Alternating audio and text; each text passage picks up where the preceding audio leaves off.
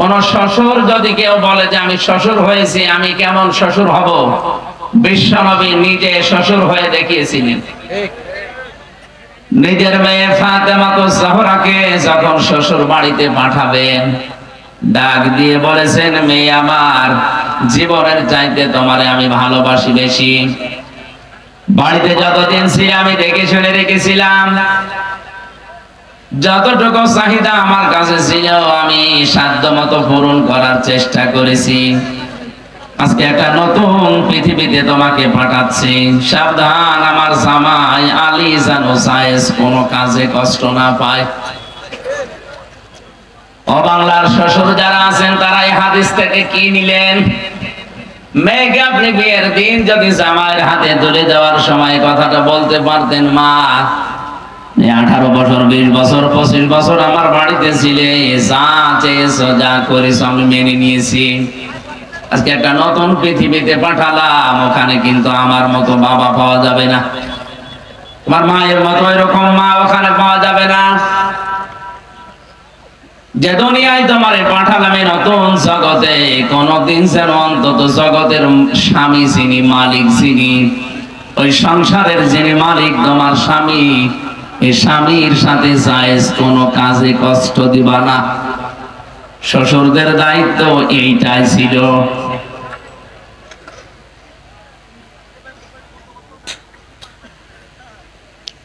বাংলাদেশে তাহলে সংসার ভাঙা অনেক কমেছে তো। আরো মেয়ে তুলে দেওয়ার সময় বলে, মা তোর কোনো চিন্তা নেই, বেশি ঝামেলা দেখলে চলে আসবি, তোর অন্য জামাই ধরাবো। আপনি এক মেয়ে কয় জায়গায় বিয়ে দেবেন? নবীজিকে পারতেন না তার মেয়েকে 14 জায়গায় বিয়ে দিতে আপনার মতো? তার মেয়েকে বিয়ে করার জন্য মক্কায় ওই সময় লাইন দিয়েছিল অনেকে, কিন্তু তিনি রাজি হননি। এমন একটা ছেলে দেখে তিনি বিয়ে দিয়েছিলেন। ফাতেমাতুজ জাহরার কাছে এসে বলেন, মা এমন একটা ছেলে আজকে তোমাকে বিয়ের প্রস্তাব দিয়েছে, যে ছেলেটা আমার সাহাবীদের ভেতরে সবচাইতে বেশি জ্ঞানী, সবচাইতে বেশি পরহেজগার, সবচাইতে বড় যোদ্ধা। ফাতেমাতুজ জাহরা তিনি জ্ঞানী ছিলেন, বুদ্ধিমতী ছিলেন। চিন্তা করলেন, জামাইয়ের নাম বলার আগে আমার বাবা এত প্রশংসা করে কার? আমি বুঝে ফেলেছি, আমার বাবা মনে হয় আলীকে আমার জন্য চয়েস করেছে।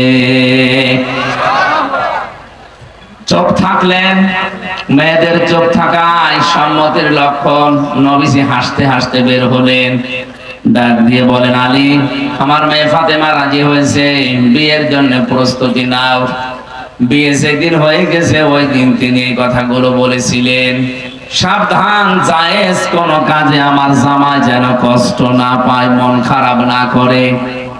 এরপরেও যদি তাকে কষ্ট দাও, মন খারাপ করে থাকে, যতক্ষণ পর্যন্ত তাকে খুশি করতে না পারবা, এই অবস্থায় যদি তোমার মরণ হয়, ও মা ফাতিমা, আমি তোমার বাবা নবী হয়ে বলছি, তোমার জানাজায় আমি কিন্তু যাব না। আজ বাংলাদেশে আলেম বলেন আর জালেম বলেন, এরকম শ্বশুর দেশে আছে? বলেন নেই?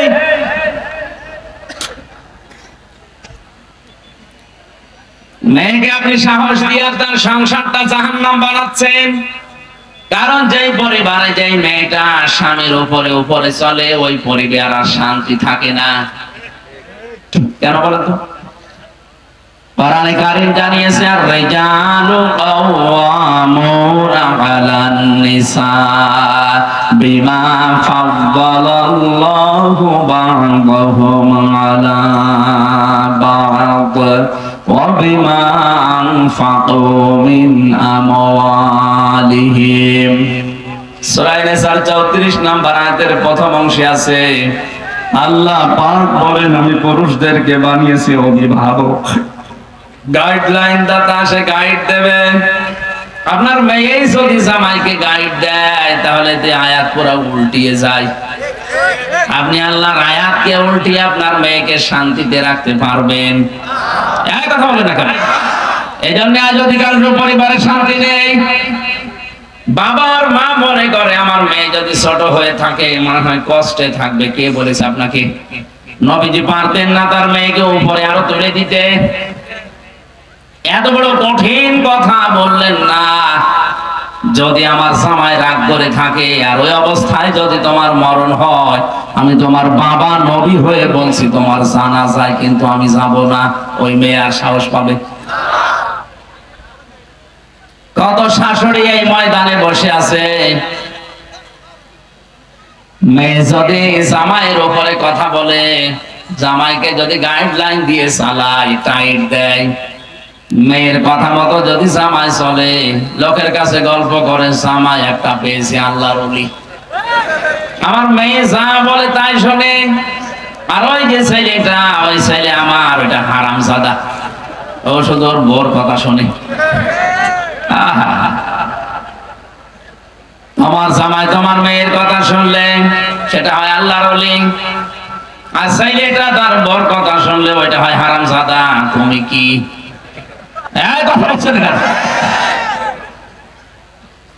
পৃথিবীর এমন কোন দিক বিভাগ নেই যেখানে নবীকে অনুসরণ করা যায় না।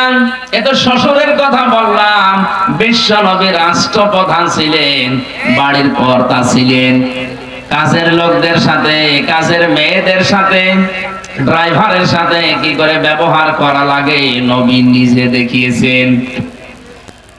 সিরাত ইবনে হিশাম থেকে বলছে, হযরতে যায়েদ ইবনে হারেসা তার ভাগ্য তাকে নবীদের কাছে পৌঁছিয়ে দিয়েছে। ওই জামানায় মানুষ গরু ছাগলের মতো হাটে বিক্রি করত মানুষেরা। খাদিজাতুল কুবরা টাকা পয়সা দিয়ে যায়েদকে কিনে এনে নবীর বাড়িতে বললেন আপনি খেদমত করবেন। 7 দিন পরেই হযরতে যায়েদের পিতা আর চাচা এসেছে, ডাক দিয়ে বলে ইয়া রাসূলুল্লাহ, জানতে পেরেছি আমাদের সন্তান যায়েদ আপনার কাছে আছে, দয়া করে তাকে ফেরত দেন।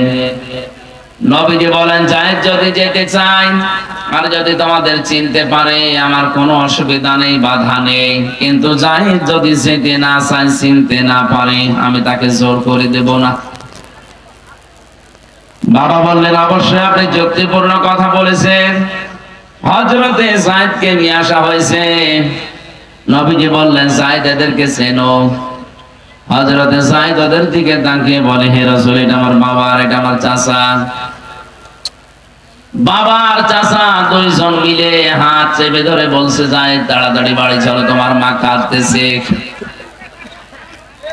বাড়ির যে সম্পদ আছে সব তোমাকে দিয়ে দেব। হযরতে যায়েদ ওই সময় যে কথা বলেছিলেন, আজ আমাদের বাড়িতে যারা কাজ করে, দোকানে যারা কর্মচারী আছে, যারা ড্রাইভার, যারা অধীনস্থ আছে, সত্যি এরা যদি আপনার সম্পর্কে কথা বলতে পারে, আপনি বুঝবেন যে আপনি ভালো মানুষ। আর যদি উল্টা পাল্টা বলে, আপনি যতই নামাজ পড়েন, যতই রোজা রাখেন, বড় বড় দাড়ি রাখেন, বুঝবেন আপনার চরিত্রে সমস্যা আছে। হযরতে যায়েদ ওই দিন বলেছিলেন হে আমার বাবা, হে আমার চাচা, বাড়িতে যে সম্পদ আছে ওগুলো তো দূরের কথা, তাম দুনিয়াও যদি আমার নামে লিখে দেন, এই লোকটার কাছে 7 দিন আমি আছি, যে ব্যবহার পেয়েছি তাম দুনিয়া দিলে ওই লোককে ছেড়ে যাওয়া যায় না। কি ব্যবহার পেয়েছিলেন 7 দিনে? আপনার দোকানের কর্মচারী যেটা আছে, ওরা যদি একদিন গোপনে ডাক দিয়ে বলেন এই বাবা তোরে আমি 20 লাখ টাকা দেবো, তুই কি চলে যাবি? ও বলবে শয়তান, তোর টাকা লাগবে না, তুই আমাদের ছেড়ে দি।